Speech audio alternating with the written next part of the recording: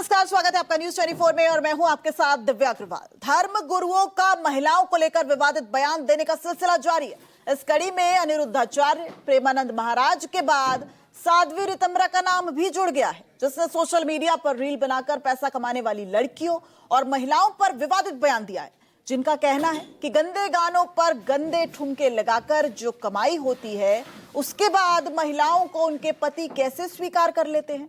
इससे पहले कथावाचक अनिरुद्धाचार्य और प्रेमानंद महाराज ने इसी तरह के महिलाओं के चरित्र पर सवाल उठाते बयान दिए थे। अब सवाल यह है कि आखिर कैरेक्टर सर्टिफिकेट बांटने वाले आप हैं कौन? आज इसी पर हम बहस करेंगे। उसके साथ हमारे साथ धर्मगुरु भी जुड़ गए हैं, लेकिन उससे पहले आपको सुनवाते हैं कि धर्मगुरुओं के वो बयान जिसने खड़ा किया इतना बड़ा विवाद। सुनिए। हिंदू स्त्रियां है भगवान, देखकर शर्म आती है। पैसा कमाओगे तुम, नंगे होकर पैसा कमाओगे, गंदे ठुमके लगाकर, गंदे गाने गाकर। मुझे समझ नहीं आती उनके पतियों को ये स्वीकार कैसे है। कलयुग में आप वैश्या को वैश्या नहीं कह सकते। वो है तो वैश्या, पर सुनना चाहती है कि मैं सती सावित्री हूं। घूमेगी अर्धनग्न, पर सुनना चाहेगी कि हमें देवी कहो। 100 में कोई 2-4 कन्याएं ऐसी होंगी जो अपना पवित्र जीवन रखकर किसी पुरुष को समर्पित होती होंगी। कैसे वो सच्ची बहू बनेगी? जो 4 लड़कों से मिल चुकी वो सच्ची बहू बनेगी?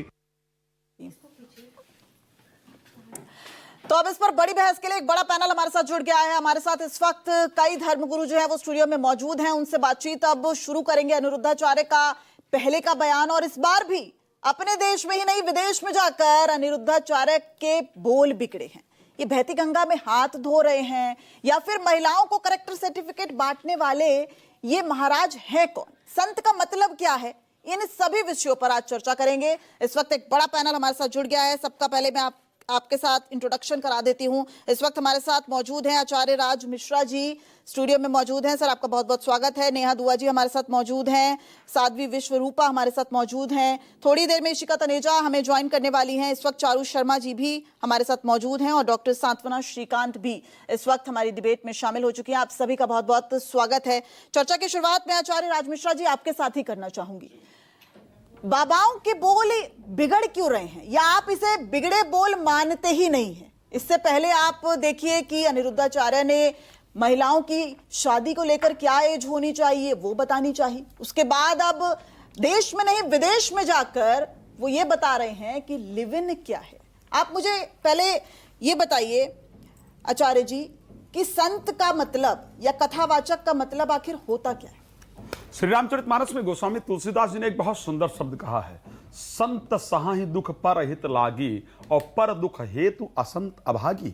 श्री रामचरितमानस में ही गोस्वामी तुलसीदास जी ने एक और शब्द कहा है कि बंदहु संत समान चित हित अनहित नहीं कोय और अंजल गति शुभ सुमन जिम सम सुगंध कर दोय। एक संत के लिए ना ही कोई हित होता है और ना ही कोई अनहित होता है। एक संत का अपना स्वार्थ नहीं होता है। संत सदैव समाज को सही मार्ग पर ले जाने के लिए अगर कड़वे बोल बोलने पड़े तो उसको बोलता है, उसके लिए अगर उसको बदनामी सहनी पड़े तो उस बदनामी को सहता है। मैं लेकिन एक बात कहना चाहता हूं, यह बात अनिरुद्धाचार्य की नहीं है, ये बात स्वामी प्रेमानंद जी की नहीं है, ये बात ऋतंभरा की नहीं है, ये बात है सनातन धर्म को बदनाम करने की, ये बात है सनातन धर्म के खिलाफ षड्यंत्र करने की। मैं कहना चाहता हूं, आप बताइए, एक व्यक्ति, एक मौलाना उठ करके आया और एक भारत की सम्मानीय महिला के वस्त्रों पर, शरीर पर इस प्रकार की गंदी टिप्पणी करके चला गया।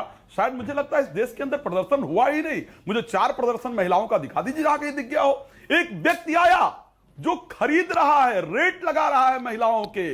ब्राह्मण की लड़की होगी तो इतना, ठाकुर की लड़की होगी तो इतना, वैश्य की लड़की होगी तो इतना, दलित की लड़की होगी। अब इस मामले को डाइवर्ट किया जाए तो क्या मतलब आप कथावाचक अनिरुद्धाचार्य के जो बोल हैं मेरी बात उसके समर्थन में पहले मेरी बात सुन लीजिए। मैं समर्थन और ना समर्थन की बात ही नहीं कर रहा हूं। प्रेमानंद जी ने जो कहा है वो कुछ गलत नहीं कहा है, सबसे पहले इसको स्पष्ट रूप से सुन लीजिए। लेकिन ये सनातन और सनातनियों की प्रॉब्लम है। सनातनियों में दिक्कत क्या है? कौवा कान ले गया, कौवा के पीछे भागेंगे, कान को देखना ही नहीं है। ठीक है, तो ये जो उन्होंने कहा है, अगर संत कोई मंच से कुछ कह रहा है, प्रेमानंद जी जैसा संत अगर कुछ बोल रहा है तो विचार तो करो कि उसने कहा क्या है। समाज के आने वाले समय के प्रति आपको व्यक्ति सचेत कर रहा है, लेकिन वो नहीं सुनना है। एक पूरा टूल किट तैयार हो गई, सनातन को बदनाम करो, क्योंकि प्रेमानंद जी सनातन के सबसे बेहतर संत में से एक आते हैं, अनिरुद्धाचार्य की कथावाचक के रूप में एक अच्छी फैन फॉलोइंग है। तो ऐसा करो, इनको बदनाम करोगे तो सनातन से लोग बदलेंगे और फिर उनको कन्वर्ट करने का जो तरीका है बहुत आसान होगा। मेरे दृष्टि से उन्होंने क्या कहा क्या नहीं कहा, लेकिन यह मैं स्पष्ट कह रहा हूं कि यह सनातन को बदनाम करने का षड्यंत्र है, सनातन के संतों को बदनाम करने का षड्यंत्र है, और जो मामला जो एक मौलाना ने किया था उसको दूसरी तरफ डाइवर्ट करने का पूरा षड्यंत्र। आचार्य जी ये बताइए, संत साधु सन्यासी ये जीवन का मार्ग दिखाते हैं, आपको जो है वो सन्मार्ग पर ले जाते हैं, लेकिन ऐसे बिगड़े बोल, ऐसी भाषा का इस्तेमाल करेंगे और महिलाओं और बहनों को टारगेट करेंगे। बात बताइए, क्या आप एक्सपेक्ट करते हैं संत की जब कथा में जाए तो फिर वो समाज में जो विकृतियां हो रही हैं उसके लिए चर्चा ना करे, वो बस ये कहे कि यस आप डिस्को करो, आप ये करो, अगर कोई खरीद रहा है तो बिक जाओ, ये वाली बात आप सुनना चाहते हैं? लेकिन आपको ये अंदाज सही लगता है जो लहजे का इस्तेमाल उन्होंने किया, जो शब्दों का इस्तेमाल? आप एक बात सबसे पहले ध्यान रखिए, जिन संतों की आप बात कर रहे हैं, प्रेमानंद जी किसको फॉलो करते हैं? राधा रानी को, है ना?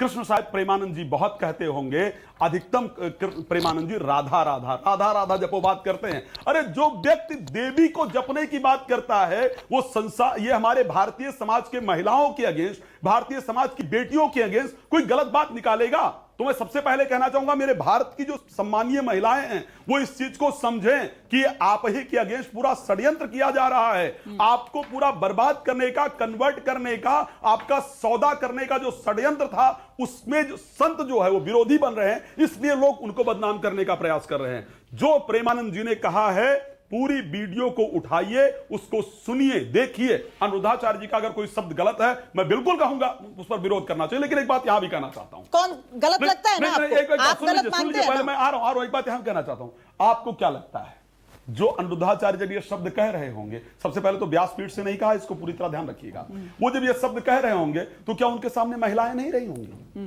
भाई सिंपल सी बात है, बड़ी तादाद में महिलाएं, सबसे ज्यादा महिलाएं फॉलो करती हैं, इसीलिए कह रहा हूं। तो आपको क्या लगता है अगर अनिरुद्धाचार्य जी ने कोई गलत शब्द कहा तो महिलाएं वो मंच छोड़कर, वो कथा पांडाल छोड़कर नहीं जाएंगी या उनको अनफॉलो नहीं करेंगी? या ये लगता है कि हम जो 4-5 लोग बैठे हम ही बुद्धिमान हैं, बाकी जो महिलाएं वहां कथा सुन रही थी वो सारी महिलाएं बेवकूफ थी? क्या हम ये सोच करके बैठे हैं? अगर उनका कोई शब्द गलत था, ठीक है, तो उनके फॉलोअर सबसे पहले उठ करके विरोध करते। और मैं कह रहा हूं अगर आज भारतीय महिलाओं को विरोध करना है तो खड़े होइए उस मौलाना के खिलाफ जो भारत की एक सम्मानीय महिला, जिसको आज तक मैंने डिंपल यादव जी को आज तक नहीं देखा कि उन्होंने कोई गलत शब्द प्रयोग किया हो। लेकिन इतनी जल्दी विरोध नहीं होता है कि वो महाराज जी के कथा में आई हैं और वो तुरंत उठ के चले जाए, ऐसा नहीं होता है। चारू शर्मा जी आप क्या कहेंगी? ये जो झंडा बुलंद किया जा रहा है महिलाओं को लेकर, जो है वो अपशब्द बोले जा रहे हैं, और सिर्फ महिलाएं क्यों टारगेट पर हैं?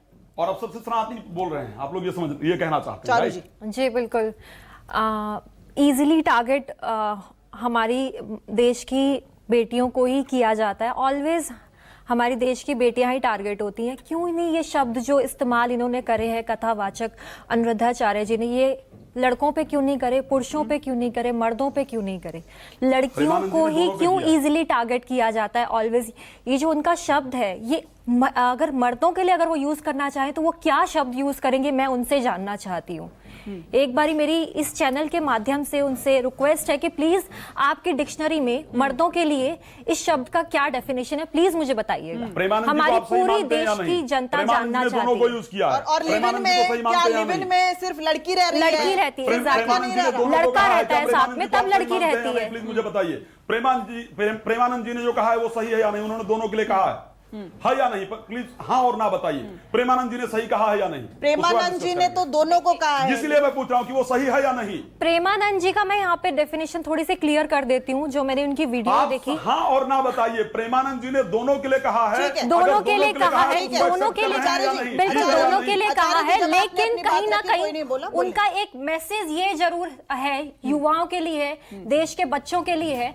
अगर उन तक ये मैसेज पहुंचे तो एक अच्छे वे में कन्वे होके पहुंचे, उनको एक अच्छे वे में पोर्ट्रे करा जाए, कि उनको मैसेज दिया जाए कि जो ये नैनोशिप, रिलेशनशिप जो आजकल बच्चे इन सब में पड़ जाते हैं, अपना समय वेस्ट करते हैं, उनको ये अपना जो इनका प्रीशियस टाइम है उनको अपने फ्यूचर पे, अपने भविष्य पे, अपने ऊपर देना चाहिए, ना कि ये फालतू के लिविंग रिलेशनशिप, सिचुएशनशिप, नैनोशिप, इन सब में आना चाहिए उनको। ग्रेट, ये आपका वेस्ट ऑफ विचार अच्छा और टाइम यही कहा है प्रेमानंद जी ने। जी, ये वेस्ट ऑफ टाइम है, उनको अपने फ्यूचर पे और अपने लेकिन ये करियर भी पे कह ध्यान देंगे देना तो भी चाहिए। आप जो लोग कहोगे टाइम ये है, क्यों कह दिया, ये जो धीरे नहीं दिया जा रहा है। प्रॉब्लम ये है, आप जो कहना चाह रही हैं, जी। आपकी बात को मैं एक्सेप्ट करता हूं, जी। और बहुत अच्छी बात आप कह जी। रही हैं हाँ। जी। कि वाक्य होना चाहिए, और जी। ये आप सबको भी कहना चाहिए कि भाई हम, आप लोग एक कामयाब हैं, ठीक है, अपने जी। अपने फ्यूचर जी। के अंदर। आप लोगों को बोलना चाहिए कि भाई देखो, आप बच्चे हो, अभी आपको आगे बढ़ना चाहिए धीरे धीरे। आज आप सोचिए 40,000 केसेस जो है जी। वो लिव इन रिलेशन के कोर्ट में पड़े हुए जी। हैं, है ना, मैं और बिल्कुल उसमें कौन सफर करता है? मैं लिविंग को बिल्कुल भी बढ़ावा नहीं देती हूँ, मैं कहती हूँ सबसे गलत चीज है। यस, तो ये बहुत आप गंदी चीज है।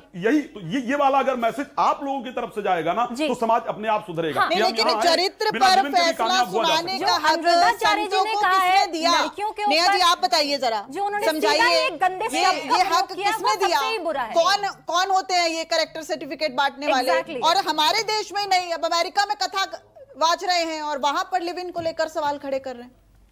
मैं इस पे यही कहना चाहूंगी कि हमारा जो संत समाज है या हमारा जो समाज है, जिस संस्कृति से हम आते हैं, वहां लड़की को, औरत को देवी कह के संबोधित किया जाता है। तो देवी का मतलब ही, चाहे वो किसी भी, अगर अनिरुद्धाचार्य ने बोला वैश्या वाला शब्द एक औरत के लिए यूज किया, जो कि बहुत ही निंदनीय और घटिया शब्द यूज करा है, क्योंकि हमारा समाज तो उन औरतों को भी जो ऐसे काम भी करते हैं उनको भी हमारा संत समाज देवी ही कहता है, कुछ और शब्द यूज नहीं कर सकता।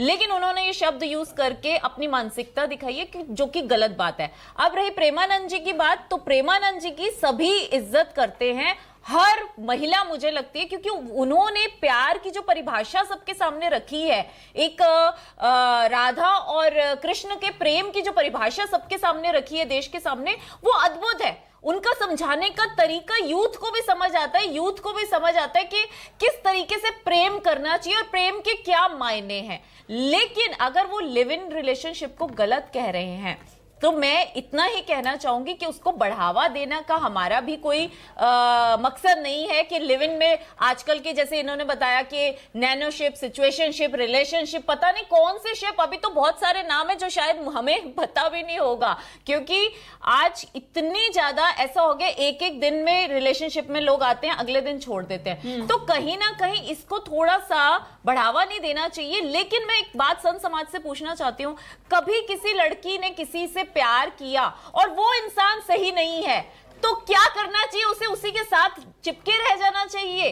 तो यही मानसिकता हमें बदलनी पड़ेगी कि पुरुष गलत हो सकते हैं, तो अगर वो स्त्री छोड़ के दूसरे पुरुष के उसकी जिंदगी में आता है तो उसमें क्या बुराई है? ऐसा तो पुराने उसमें भी, ग्रंथों में भी लिखा हुआ है, मतलब जबरदस्ती चिपके तो नहीं रह सकते ना। आदमी, एक औरत खराब है तो दूसरी औरत से शादी कर सकता है या प्यार कर सकता है, तो अगर एक औरत, कोई खराब आदमी है, कोई शराबी है या गलत है या करेक्टर लूज है, उसको छोड़ के किसी और से कर लेती है, किसी और पुरुष के साथ, तो उसमें क्या गलत है? तो उसको आप इसका मतलब सर्टिफिकेट देंगे कि इसका करेक्टर सही नहीं है? ये करेक्टर सर्टिफिकेट देने का हक किसी को भी नहीं है। दूसरा, अगर वो कपड़ों की बात करते हैं तो हर महिला को पता है हमने कैसे कपड़े पहन के कहां जाना है, ये हर महिला को पता और क्या कपड़े अब करेक्टर सर्टिफिकेट बांटेंगे कि किसी ने अगर सूट या साड़ी पहना है तो वो बहुत अच्छे करेक्टर की है, किसी ने जीन्स टॉप या शॉर्ट स्कर्ट्स पहना है तो वो अच्छे करेक्टर की नहीं है? साधना जी, मैं चाहूंगी आपसे जवाब। अब ये इस तरह के जो बयान है, ये जो इस तरह के बिगड़े बोल हैं, यूपी से तो अब आवाज आ रही है, वहां तो जो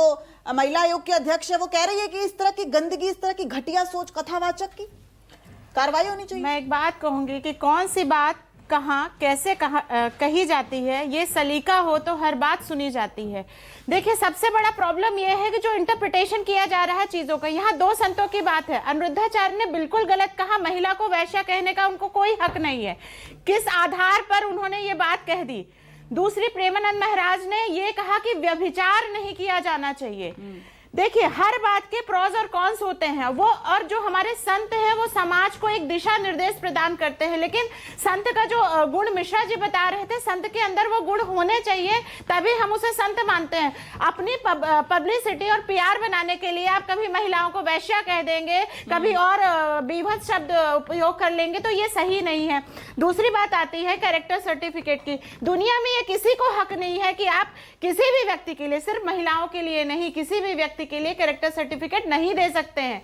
आपका कैरेक्टर सर्टिफिकेट आप खुद डिसाइड करते हो कि आप किस तरीके से कैरेक्टर में रहना है, समाज में रहना है। एक और बात, मौलाना की बात हम क्यों नहीं करते हैं? मौलाना ने डिंपल यादव पर इतने गंदे शब्द का उपयोग किया। एक महिला जो ऊपर से नीचे तक ढकी थी, साड़ी पहनी थी, उसको वो कह रहा है कि वो नंगी महिला है। उसका कोई विरोध कहीं नहीं हो रहा है। हम भारत को तालिबान बना देना चाहते हैं। हमारे संत जो दिशा निर्देश दे रहे हैं, हम उसको गलत तरीके से चर्चा करके एक स्नैपशॉट उठाते हैं, उसको गलत तरीके से इंटरप्रेट करते हैं और इनडायरेक्टली हम सपोर्ट कर रहे हैं मौलानाओं को। हम ऐसा क्यों कर रहे हैं? मैं इस बात का जवाब चाहती हूँ। ठीक है, अब बताइए इशिका जी, आप तो देखिए खुद साध्वी की आपने वेशभूषा धारण की हुई है, और जब इस वेशभूषा को मैं अनअपोलोजेटिक सनातनी हूँ, मैं साध्वी नहीं हूँ, ना ही मैं धर्मगुरु हूँ। तो आप देखिए, जब हम सनातन धर्म को अपनाते हैं, हम उस राह पर चल पड़े हैं, और इस तरह के बोल आप अनिरुद्धाचार्य के बयान से कैसे पक्ष रखती हैं कि विपक्ष रखती हैं? जी, मैं सबसे पहले ना 3 हम अलग अलग लोगों को कंपेयर कर रहे हैं, सेम तराजू में डाल रहे हैं। जब मौलाना जी थे, मैं उसी डिबेट में थी, सबसे ज़्यादा क्वेश्चन मैंने ही पूछे थे जहाँ पे उनको थप्पड़ पड़ा था। तो वो एक बिल्कुल सात्विक वस्त्र को, जैसे हम साड़ी को वो अगर नंगा कहते हैं, तो उनको उनका जवाब मिला और सबने आक्रोशिता भी जताई, और वो बहुत गलत था। पर मैं इससे ये नहीं कहना चाहती कि सनातन ये दिखाना चाहता है। कपड़ों से कभी भी सनातन ने किसी को नापा नहीं है, वरना हम अपनी काली माँ की पूजा कभी नहीं करते, छिन्नमस्ता माँ की पूजा नहीं करते, तो ये बात विषय ही अलग है। हम देवी को देवी के स्वरूप में हमेशा से देखते हैं, क्योंकि देवी देवी ही होती है। पर जब हम अनिरुद्धाचार्य जी और प्रेमानंद महाराज जी को जब हम कंपेयर करते हैं, तो वो कंपैरिजन ही गलत है, क्योंकि अनिरुद्धाचार्य जी एक पेट्रियार्कल माइंडसेट के साथ आते हैं, मिसोजिनिस्टिक माइंडसेट के साथ आते हैं, लेकिन प्रेमानंद जी ने यूथ को सही दिशा दिखाई है। और अगर आज हम विश्व गुरु बनना चाहते हैं, तो हम धर्म गुरुओं को ही तो फॉलो करेंगे, क्योंकि गुरु तो हर जगह पे मार्गदर्शन करता है, चाहे वो समाज में हो गया, चाहे नारियों के लिए हो गया, चाहे हमें कैसे काम करना है, चाहे राजनीतिक दृष्टि से हो गया, तो हमें गुरुओं को तो फॉलो करना ही पड़ेगा। मैं सिर्फ एक चीज ऐड करना चाहती हूँ, कहीं ना एक प्रोपोगेंडा चल रहा है फॉल्स फेमिनिज्म को बढ़ाने का। फेमिनिज्म है, मैं I am all in for empowerment, मैं चाहती हूँ कि हर नारी को सही चॉइस मिले, लेकिन मल्टीपल सेक्सुअल रिलेशनशिप्स तो हम पहले भी करते थे शादी के विचार से पहले, लेकिन जब से शादी आई वो इसलिए आई क्योंकि लड़कों को एक रिस्पॉन्सिबिलिटी लेनी पड़ती है, सोशली, इकोनॉमिकली, फाइनेंशियली। अगर लड़कियों को ये लग रहा है ना कि वो रिलेशनशिप में घुस रही हैं और कोई रिस्पॉन्सिबिलिटी दूसरे वर्ग को नहीं लेनी पड़ रही, वो उनकी एम्पावरमेंट है, वो उनकी सबसे बड़ी भूल है। और यही सारे गुरुजन आपको समझाने की कोशिश कर रहे हैं, आप स्वतंत्र नहीं हो रही हैं, आप एम्पावर नहीं हो रही है, बल्कि आपकी रिस्पॉन्सिबिलिटी दूसरा लेकर आपको मिसयूज कर रहा है। आप अपनी एम्पावरमेंट में आइए, वो आपको एम्पावर करना चाहते हैं। शब्द अनिरुद्धाचार्य जी के गलत होंगे, मैं मानती हूँ, थोड़ी सी सोच सिर्फ लड़कियों के लिए ही होती है। लेकिन इशिका जी, सवाल ये है कि महिलाओं का अपमान क्यों? आप कौन होते हैं कैरेक्टर सर्टिफिकेट बांटने वाले? पहले आप शादी की उम्र तय करते हैं, आप कहते हैं 25 साल तक जब आती हैं तो फिर वो 4 जगह मुंह मारने लगती हैं, आप ऐसे शब्दों का इस्तेमाल करते हैं, और अब आप लिव इन को लेकर बयान दे रहे हैं, वो भी देश नहीं विदेश में जाकर। हम बात कर रहे हैं महिलाओं के अपमान को लेकर। जी, मैं वही दोबारा बोलना चाहूंगी कि अनिरुद्धाचार्य जी ने जो माइंडसेट रखा है और जिस तरह से वो जिन शब्दों का यूज़ कर रहे हैं, वो बिल्कुल गलत है। पर प्रेमानंद जी ने दोनों ही वर्गों के लिए बोला, और उन्होंने तो फैक्ट्स बताए हैं कि उन्होंने बताया कि मेरी मदर यहाँ तक क्या पल्लू रखती थी, आजकल की बच्चियाँ अलग कपड़े पहन रही हैं। उन्होंने बताया है कि आजकल क्या चल रहा है, तो उन्होंने आपको एक चीज़ दिखाई है कि भाई क्यों आजकल एक्स्ट्रा मैरिटल अफेयर्स हो रहे हैं, तो वो तो गुरु ही बताएगा ना कि ये प्रॉब्लम्स हैं, आप उन प्रॉब्लम्स को डील करिए। और वो सवाल कोई पूछ रहा है तो वो जवाब दे रहे हैं, वो आपके पास आके नहीं बता रहे कि आपको ये फॉलो करना पड़ेगा। दूसरी चीज, प्रेमानंद जी ने कोई सर्टिफिकेट नहीं दिया है, उन्होंने तो सत्य बताया है, पर सत्य सबको कड़वा लग रहा है तो परेशानी है। पर अनिरुद्धाचार्य जी जिस तरह से वो चीजों को थोपते हैं, कहीं ना कहीं मुझे उनके पता नहीं क्यों, क्योंकि उनके कर्म इतने सुंदर रहे हैं, वो लोगों को एडिक्शन से उन्होंने बाहर निकाला है, वृद्ध महिलाओं के लिए इतना काम करते हैं, वो गौ माता का लेकिन विवादों के बादशाह भी रहे हैं। रील्स को प्रमोट करने के लिए देखिए आप सोशल मीडिया पर इस वक्त किस तरीके की कहीं ना कहीं मार्केटिंग गिमिक मुझे लगता है अनिरुद्धाचार्य जी का कभी ना कभी रहा है, और मैं सच में उनसे यही आशा करूंगी कि वो सही सुंदर तरीके से बोलेंगे तो हम सब स्वागत करते हैं। हमने उनको इतना सम्मान दिया, लाखों करोड़ों महिलाएं उनको सुनती हैं, उनका सम्मान करती हैं और वो भी करते हैं, पर अपने शब्दों में भी करें तो कितना सुंदर लगेगा। चारू जी जरा बताइए, आज के जमाने की मॉडर्न लड़की जब ये सुन रही है, आप जैसी महिला जब सुन रही है, गुस्सा नहीं आ रहा है? और हम अभी देखिए दिशा पटानी की बहन भी कह रही हैं कि ऐसा लगता है मुंह तोड़ने का मन करता है। जब मैंने ये वीडियो क्लिप देखा था तो मुझे भी काफ़ी भयंकर गुस्सा आया था, लेकिन कहीं ना कहीं मतलब उनका तरीका जो बोलने का है ना वो समझ नहीं आया। शायद वो सही कहना चाह रहे होंगे, लेकिन जो मैसेज आया है पब्लिक तक ना वो अच्छा नहीं आया है। ओपनली उन्होंने शब्दों का इस्तेमाल किया है। आप किसी महिला को ऐसा नहीं बोल सकते हैं, मतलब आपको अलाउड ही नहीं है किसी भी। फर्स्ट ऑफ ऑल वो कथावाचक हैं, उनकी बहुत रिस्पेक्ट है, लेकिन उससे पहले वो एक पुरुष भी हैं, एक जेंटलमैन भी हैं। अगर वो अपनी डिग्निटी को मेंटेन करके चलेंगे, अपनी मर्यादा में रहेंगे, अपनी जो उनका बोलने का तरीका है उसको वो महिलाओं का सम्मान करके चलेंगे, तो उनकी बहुत रिस्पेक्ट है। और कहीं ना कहीं उनकी बातें मैंने सुनी है, कुछ अच्छी भी हैं और कुछ वो चीजें मुझे लगता है कुछ चीजें वो ऐसी डाल देते हैं, वो मुझे लगता है कंट्रोवर्सी में ज्यादा रहना चाहते हैं। गुस्सा क्यों आया चारू जी जब आपने सुना? गुस्सा क्यों आया? कितना गंदा शब्द है, मतलब ये शब्द आप ओपनली नेशनल टेलीविजन पे बोल भी नहीं सकते हैं। इतना बुरा शब्द, भयानक शब्द उन्होंने महिलाओं के लिए यूज किया है। अगर वो ये काम कर भी रही है तो आप तो नहीं गए ना उसके पास, आपका तो कोई मतलब नहीं है ना, तो आपको इसमें क्या है? आपको नहीं पता उसकी लाइफ में क्या प्रॉब्लम है? आचार्य जी आप जवाब दीजिए। अब देखिए खुद एक कथावाचक बोल रहा है, उसकी इतनी फैन फॉलोइंग है, महिलाएं सामने बैठी हैं, और अनिरुद्धाचार्य की कथा में तो महिलाओं की संख्या ज्यादा है। मुझे लगता है 2-3 चीजें बहुत इंपॉर्टेंट है। मैंने फिर दोबारा एक शब्द कहा है, ठीक है? अभी क्या नाम है आपका? सॉरी, चारू जी। इन्होंने बहुत सुंदर शब्द कहा कि भाई आप तो नहीं गए उसके पास ना। हाँ। अगर काउंटर क्वेश्चन अनिरुद्धाचार्य जी करें तो आप तो मेरे पास नहीं आए, मैंने आपको तो नहीं सुनाया ना। सिंपल सी बात है। अगर काउंटर क्वेश्चन कर दें मुझे लगता है आंसर नहीं होगा। बट मैं दोबारा आ रहा हूं एक शब्द नहीं, आपके पास शब्द अगर उनके गलत हैं, मैंने पूरी कुछ वीडियो परेशानी सुना है, सुन लीजिए। मैंने उसके बाद नहीं, ये मैं उस शब्द को नहीं कहूंगा, वो होती नहीं है। मैं ये सत्य कह रहा हूं। मेरे भारत की महिलाएं पूजनीय हैं, मेरे भारत की महिलाएं सम्मानीय हैं, मेरे भारत की महिलाएं रानी लक्ष्मीबाई हैं, ठीक है? लेकिन लोग उनको बनाना चाहते हैं और कई आकर के धोखे में आकर के गलती में आकर के बन जाती हैं। आप क्या बात कर रहे हैं? आप उन्हें भी छांगुर ने क्या किया? छांगुर जैसे व्यक्ति ने क्या किया? मैं नहीं कहूंगा, गलत है। शब्द अगर कोई ऐसा यूज किया जा रहा है तो गलत है। लेकिन एक बात और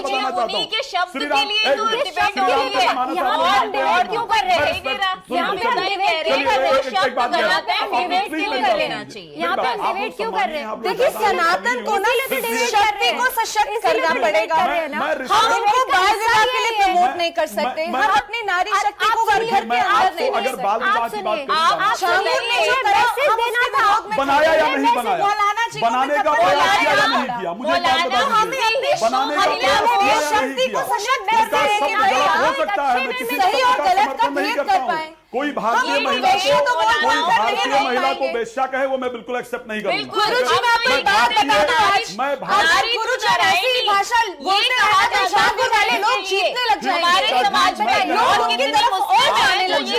मैं बिल्कुल गलत है। अगर ये शब्द उन्होंने यूज किया है गलत है। लेकिन एक रिक्वेस्ट करूंगा, आप लोग महिलाओं की कैटेगरी की बात कर रहे हैं, महिलाओं की बात कर रहा हूँ, प्लीज महिलाओं की बात कर रहा हूँ, उसको सुन लीजिए। सती अनुसुईया को आप लोग मानते या नहीं मानते? सती अनुसुईया को जानते हैं आप लोग? नहीं जानते? सती अनुसुईया को जानते हैं? सती अनुसुईया से बड़ा सती संसार में कोई नहीं रहा। श्री रामचरितमानस को मानते या नहीं मानते? मानते हैं ना? श्री रामचरितमानस में सती अनुसुईया ने माता सीता से डिस्कस करते हुए पतिव्रता के 4 लक्षण बताए हैं। 4 लक्षण। और अगर कहें श्री रामचरितमानस में आरण्य कांड के अंतर्गत माता सीता से बात करते हुए सती अनुसुईया कहती है, जग पतिव्रता 4 विधि आही, वेद पुराण संत अस्काही। पतिव्रता का 4 कैटेगरी है और उसमें ही कहा कि वेद, उत्तम के अस बस मन माही सपने आन पुरुष नाही। उत्तम पतिव्रता की जो कैटेगरी, मैं प्रेमानंद जी की बात पर आ रहा हूं, उन्होंने कहा था कि 96% और 4% की जो डिस्कशन किया था, बोले सबसे उत्तम वो है जो विवाह के बाद, चाहे वो पुरुष है या स्त्री है, दोनों के लिए उन्होंने कहा है, ऐसा नहीं कि सिर्फ स्त्री के लिए। पुरुष है तो अपने पत्नी के अलावा संसार में जितनी भी स्त्रियां उसके लिए है, वो उसके लिए जड़ होना चाहिए, उसके लिए स्त्री का कोई शब्द ही नहीं होना चाहिए। सेम इसी प्रकार पत्नी के लिए विवाह के बाद सपने आन पुरुष, कोई और पुरुष संसार में है ही नहीं अपने पति के अलावा। फिर उन्होंने कहा कि मध्यम पर पति देखें कैसे, और निज मध्यम पर पति देखें कैसे, और पिता पुत्र निज भ्राता जैसे। आचार्य जी, मैं आपकी बात से 100% सहमत हूं, लेकिन क्या अभी भी आप इस पूरी बात में ना हम पत्नी को कैसे बिहेव नहीं, करना है, मैं दोनों की बात कर रहा हूं, मैंने लड़कों को साथ में इसीलिए दोनों को कहा है। ये पूरा चरित्र निर्माण का नारी को उठाना, सारी महिलाओं के हमारे संसार में सीताराम कहा जाता है।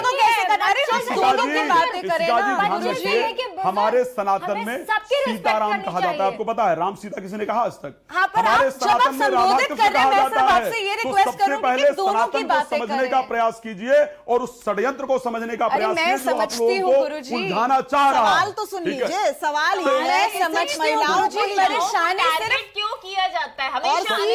मैं आपसे एक बात बोल रही हूँ, क्यों खड़ा किया? सिर्फ इतना एक मैं क्वेश्चन गुरुजी आपसे ये करना चाहूंगी, आप मुझे ये बताइए, वो कहते हैं कि महिलाएं मेकअप क्यों करती हैं? अब वो 1-1 किलो का मेकअप जो खुद के फेस पे लगा के घूमते हैं, उस पे आप क्या कहेंगे? आप उस पे बता दीजिए देखिए, क्या मैं कहेंगे? किसी और मेकअप मेकअप पर- मेरे मेरे भारत की महिला बिना मेकअप के बहुत सुंदर है, मैं ये मानता तो हूँ। बिना मैं मानता हूँ कि मेरे भारत की महिला विदाउट मेकअप बहुत सुंदर है, उसको मेकअप की आवश्यकता नहीं है। लेकिन अगर वो लगाती है तो मुझे कोई गुरेज नहीं है। अगर वो लगाती है तो इस पर किसी का टिप्पणी नहीं है। अगर हम आज ये बोलेंगे कि ये नहीं करिए, वो नहीं करिए, एक करके बोलोगे तो मैं भी मेरे को सिर्फ एक आपत्ति है गुरुजी, गुरुजी सिर्फ एक परेशानी है। देखिए, मैं सनातन का बिल्कुल सम्मान करती हूँ, पर प्रॉब्लम क्या हो जाती है जब हमारे गुरुजन सिर्फ एक ही वर्ग के ऊपर बोलते हैं ना और उनकी चॉइसेस हटाने की कोशिश करते हैं। आप उनका मार्गदर्शन करिए तो क्या होता है, छांगुर जैसे लोग इस्लामिक जो कट्टरपंथी की जो मानसिकता है ना कि जिसे 14 साल में विवाह कर देना, सनातन की मानसिकता नहीं है। हम तो कहते हैं ब्रह्मचर्य का पालन करिए 25 साल तक, उसके बाद आप गृहस्थ जीवन को साधें। तो वो फिर इस्लामिक मानसिकता हम खुद अपने गुरुजन उसको प्रमोट कर रहे हैं, मुझे उस बात से परेशानी होने लग जाती है। हम मुझे पता है कि सनातन नारी का सम्मान करते हैं, उसको देवी की दृष्टि से ही देखते हैं और हमारे लिए पुरुष से ज्यादा महिलाओं को माना गया है। लेकिन जब गुरुजन वो बोलते नहीं है ना अपने इतने सुंदर मंचों से, तो फिर मुझे परेशानी होती है महिला होने के नाते। ठीक है, इस वक्त जो है वो साध्वी विश्वरूपा जी भी हमारे साथ जुड़ी हुई हैं। एक मैं उनसे भी जवाब ले लेती हूँ। साध्वी जी, ये बताइए, ये जो अनिरुद्धाचार्य जी के बोल हैं, इन्हें आप कैसे देखती हैं? ज्ञान का अभाव है या फिर वाकई में ये धर्म रक्षा के जो है साधक बने हुए हैं? देखिए दिव्या जी, या देवी सर्वभूतेषु बुद्धि रूपेण संस्थिता, या देवी सर्वभूतेषु विद्या रूपेण संस्थिता, या देवी सर्वभूतेषु शक्ति रूपेण संस्थिता, करुणा रूपेण संस्थिता और शांति रूपेण संस्थिता। जो स्त्री होती है उसी में सभी गुण होते हैं और वो हमारे समाज की धुरी है। पहले हमें समझना जरूरी होगा, एक अच्छे समाज को बनाने में स्त्री का बहुत ज्यादा हाथ होता है। निश्चित रूप से फिर कहना चाहूंगी, कोई भी संत हो, प्रत्येक चैनल पे एक ही लाइन में बार बार दोहराती हूँ, संत है या कोई भी है, उसे शब्दों की गरिमा समझनी चाहिए। अमर्यादित शब्द नहीं बोलने चाहिए, ना स्त्री के लिए, ना पुरुष के लिए, ना किसी और के लिए। परंतु यहाँ उनकी भावना देखी जा सकती है। निश्चित रूप से जो एक धर्म गुरु होता है, जो कथावाचक होता है, उसे एक समाज की चिंता होती है, उसका कर्तव्य होता है अपने समाज को एक सही दिशा में ले जाने के लिए। और अगर एक वो आईना दिखा रहे हैं, शब्द हो सकते हैं गलत है, परंतु उनकी भावना वो एक सच्चाई दिखा रहे हैं। क्यों अब छोटी छोटी बच्चियां इतने भद्दे डांस कर रही हैं, रील बना रही है, उनका भविष्य कहाँ जाएगा? अपनी बच्चियों को सशक्त बनाइए, शिक्षित बनाइए, शास्त्र की ज्ञाता बनाइए या शस्त्र विद्या में निपुण कीजिए। ऐसा अगर आप बच्चियों के साथ कोई गुरु आपको समझा रहा है तो आपको दुख नहीं होना चाहिए, उनकी बातों को समझना चाहिए। निश्चित रूप से अभी बहुत देर से मैं सुन रही थी, लेकिन साध्वी जहां जी, चिंता सभी का विषय महिलाओं है। को या जी। लड़कियों को एक ही पंक्ति में खड़े कर देना ये ठीक लगता मैं है तो ये आपको? बात कहना चाहूंगी, सुनिए, मैं एक बात कहना चाहूंगी। जब ये बात, पहली बात तो उन्होंने, जब किसी ने प्रश्नावली हो रही थी, किसी ने पूछी, वो किसी के घर नहीं गए बताने के लिए, वहां पे उनके अपने भक्त थे, उनके अपने शिष्य थे या उनका परिवार था। आज मैं अपने परिवार में बैठी हूँ तो निश्चित रूप से मैं अपने बच्चों को, अपने शिष्यों को समझाती हूँ कि आज का माहौल ऐसा है, आप बच के रहिए, आप मुस्कान ना बनिए, आप कल्पना चावला बनिए, आप सोनम ना बनिए, मदर टेरेसा बनिए, मैरी कॉम बनिए, लता मंगेशकर बनिए। बहुत सारी ऐसी महिलाएं जिनका उदाहरण है हमारे यहाँ पे देश में। तो आप, अगर वो महिलाएं हैं, अगर कोई सही रास्ता दे, और निश्चित रूप से इससे कौन मना कर सकता है, इसमें गुस्सा होने वाली बात नहीं है, विचारणीय, ये एक चिंतनीय विषय है, चिंता करने का विषय है, विचार करने का विषय है। लिव इन में रहना कोई अच्छी बात नहीं है। मैं मानती हूँ शायद महिला खुश हो जाएगी लिव इन में रह के, पुरुष भी बहुत खुश होगा, और उसका वो स्वतंत्र है, वो अपनी इच्छाओं के तहत रह सकता है। परंतु अगर मान लीजिए 1% अगर वो प्रेग्नेंट हो जाती है, वो बच्चा हो जाता है, तो आने वाली पीढ़ी को हम क्या भविष्य देंगे, ये समझने की बात है। यही एक चिंता है, इसीलिए हमारी बच्चियां भटक रही हैं। ठीक है, चारू जी का कुछ सवाल है। मैं जी यहाँ पे कुछ बोलना चाहूंगी। इनके पॉइंट से मैं बिल्कुल अग्री करती हूँ, बहुत सही इन्होंने कहा, लेकिन उसके लिए हमें अपने जो भी हमारी जो बच्चे हैं उनको हमें सही गाइडेंस देने की जरूरत है, एजुकेट करने की जरूरत है कि वो गलत मार्ग पे ना जाए। तो वही तो कर रहे हैं तो वो उनका शब्द कितना बुरा है ना, ये शब्द अच्छा है, ये शब्द बहुत बुरा है, ये शब्द एक बात कहना चाहूंगी, मैं कहाँ डिनाई कर रही हूँ कि वो गलत कह रहे हैं। वहाँ बच्चों को एजुकेट करने की जरूरत है, उसके लिए वो थोड़ा अपने गाइडेंस प्रॉब्लम यहाँ पे हो रही है कि जब वो एजुकेट कर रहे हैं सब उनको रोकने की कोशिश कर रहे हैं, लेकिन वो ये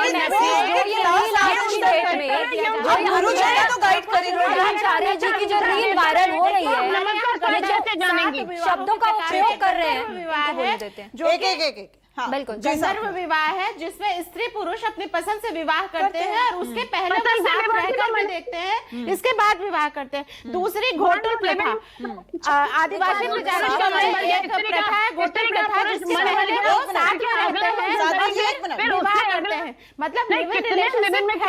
लेकिन यहाँ पे सवाल निष्ठा का है, आप जिसके साथ में रह रहे हैं, साध्वी जी एक मिनट समझने की बात है। Let me complete. Sadhvi ji एक मिनट, हाँ देखिए यहाँ पे सवाल निष्ठा का है। निष्ठा का मतलब हम जिस पार्टनर के साथ रह रहे हैं उसके लिए कितने प्रतिबद्ध हैं। मल्टीपल रिलेशनशिप की बुराई की गई है। मल्टीपल रिलेशनशिप जो है सोशली भी सही नहीं है, कल्चरली भी सही नहीं और बायोलॉजिकली भी सही नहीं है। यहाँ गलत है multiple relationship. Live in relationship हमारे सनातन परंपरा में ही पहले से था। बहुत सारे ऐसे उदाहरण मैं आपको बता दूं। सावित्री थी जिन्होंने सत्यव्रत को अपने मन में पति मान लिया था और उन्होंने कहा था कि मुझे विवाह की जरूरत नहीं है, मैंने इन्हें अपना मान लिया है। तो ऐसे बहुत सारे उदाहरण आपको मिल जाएंगे पुराणों में, पुरातन तो नहीं कहता, उनका मन तो नहीं भर गया था। ये है कि समझिए, समय की मांग को समझिए। वहाँ पे सोशल सिक्योरिटीज नहीं है। मेल तो कहीं भी चला जाएगा लेकिन वीमेन को सोशल सिक्योरिटी नहीं मिलती है। और क्या हालत हो रही है हम करंट सिनेरियो में देख रहे हैं। तो इसलिए हमें तथ्य पर करना चाहिए। ये नहीं कि हमने एक आदमी का स्टेटमेंट पकड़ लिया और हम मुद्दे से भटक रहे हैं। देखिए हमारा मुद्दा है विमेन एम्पावरमेंट, हमारा मुद्दा है लिव इन रिलेशनशिप में सोशल सिक्योरिटी प्रोवाइड करना। हमें उन सब बातों पर डिस्कस करना चाहिए, ना कि एक स्टेटमेंट को हम देखिए। ये ऑब्वियसली सही नहीं है कि कोई आदमी किसी को सर्टिफिकेट बांटे, लेकिन वहीं पे दूसरे साधु और सिर्फ महिलाएं ही क्यों? मैं कुछ बोलना बिल्कुल गलत महिलाएं ही क्यों? साध्वी जी ये प्रश्न मेरा आपसे है, महिलाएं लिविंग के बाहर से कथावाचक महिला रहती है, पुरुष नहीं रहता। माता पिता की कहना माने हमारे साधु संत हमारे समाज को दिशा निर्देश देते हैं। जी साध्वी जी, मैं ये कह रही हूँ, ठीक है उनके जो बयान है वो सबको आहत किया है उन्होंने, परंतु आप उनका सारा जो देख सकते हैं, उनके पुराने वीडियोस देख सकते हैं। वो लड़कों को भी समझाते हैं कि आप अपने माता पिता का कहना माने, अपनी पत्नी को लक्ष्मी स्वरूपा समझे। तो निश्चित रूप से वो समाज को बहुत अच्छी दिशा में लेकर जा रहे हैं। आप इसको अलग तरीके से समझ रहे हैं, क्योंकि कभी कोई मूर्तिकार होता है तो उसे अगर मूर्ति बनानी होती है तो मूर्ति को कई बार हथौड़े की चोट भी लगती है, पर तभी वो एक अच्छी मूर्ति बनकर आती है। आप समझिए, इन बातों को ना लेकर, इन बातों का विवाद ना बनाकर, जो सही दिशा में आज समाज की परेशानी है, जो कलावा से छलावा की तरफ जा रहे हैं, वहां अपनी बच्चियों को बचाने का हम सभी महिलाओं का एक काम है। और मैं एक और बात मानती हूँ, पुरुष से ज्यादा अधिकार, ज्यादा ड्यूटीज हमारी हैं, क्योंकि हम ही एक अच्छे बच्चे को संस्कार देके, चाहे वो लड़का है चाहे लड़की है, इस समाज में दे सकते हैं। हम पुरुष को क्यों नहीं, पुरुष भी तो हमारा ही हिस्सा है, पुरुष हमारा ही अंग है, वो किसी का पुत्र है, किसी का पति है, किसी का बेटा है, किसी का भाई है, तो वो निश्चित रूप से हमारा ही अंग है। और हमेशा से हमारे तो शास्त्रों में कहा गया है, शिव भी शक्ति के बिना अधूरे हैं। तो यहाँ सभी का सम्मान है। तो साध्वी जी सवाल तो यही है ना कि सिर्फ महिलाएं ही क्यों, एक पंक्ति में खड़े होकर उनको ही क्यों आका जा रहा है? पुरुषों को भी तो जिम्मेदार ठहराइए, लिविंग में क्या सिर्फ महिला रहती है? निश्चित रूप से मैं मानती हूँ, अगर ये बात ये कही होती कि हमारी जो युवा पीढ़ी है वो इस दिशा में जा रही है, तो मेरे हिसाब से यहाँ कोई हम लोग बैठे ही नहीं होते इस विषय पे। बात तो सही कही है, परंतु शब्द जो हमें ठीक नहीं लगे हैं, जो उन्होंने शब्दों में टारगेट किया है, तो महिला विरोधी नहीं कह सकते। ये तो हमारे पक्ष की बात है। हमारे पक्ष की अगर विरोध करना है तो बॉलीवुड का कीजिए ना, बॉलीवुड का चलिए हम विरोध करेंगे। बॉलीवुड में क्या हो रहा है, एक स्त्री को सिर्फ वस्तु बना के रख दिया गया है, वो चिंता की बात है। और हमें उसमें बोलते हैं, कथा में बोल रहे हैं। सवाल करना चाहती हूँ, साध्वी जी 1 मिनट, आपसे कोई सवाल करना चाहती हूँ। यही कहना चाहती हूँ कि रिलेशनशिप्स क्यों खराब हो रही हैं, ये गुरुओं का कर्तव्य बनता है कि वो यूथ को समझाएं। आज के युवा पीढ़ी को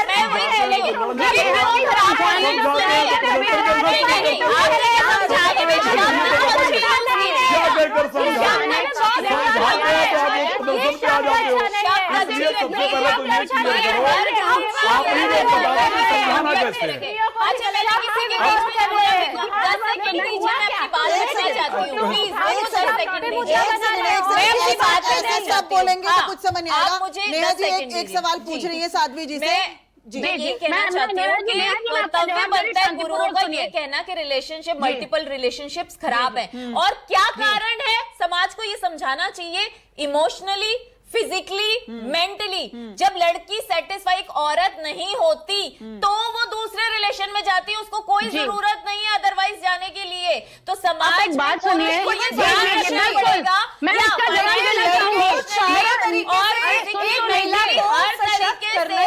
इमोशनल सबसे ज्यादा जरूरी है। अगर पुरुष ये सोचे वो वाइफ को पैसा बस दे रहा है, बस उसकी हो गई सारी नीड्स पूरी, या फिजिकल बस दे रहा है, हो गया, तो ऐसे नहीं चलता। इमोशनल भी होना जरूरी है। लड़के के ऊपर डाल रहे हैं, ये दोनों के लिए, लड़की के लिए भी है। बिल्कुल यही होता है, जब हम बात रखते हैं तो हमारे मुंह से निकल जाता है, हम एक वर्ग को संबोधित करना लग जाते हैं, वही गलती है। आपने सवाल किया है, आपने सवाल किया है, जवाब ले लेते हैं। जी साध्वी जी, मतलब फिजिकल के साथ साथ इमोशनल होना भी आज रिलेशनशिप में बहुत जरूरी है। मुझे आप लोगों को समझाना पड़ेगा, साध्वी जी को सुन पड़ेगी, इमोशनल भी, फाइनेंशियल भी, फिजिकल भी। राजा को इसकी जरूरत। साध्वी जी बताइए। आपको नहीं लगता कि राजा आपने महिला डाल दिया?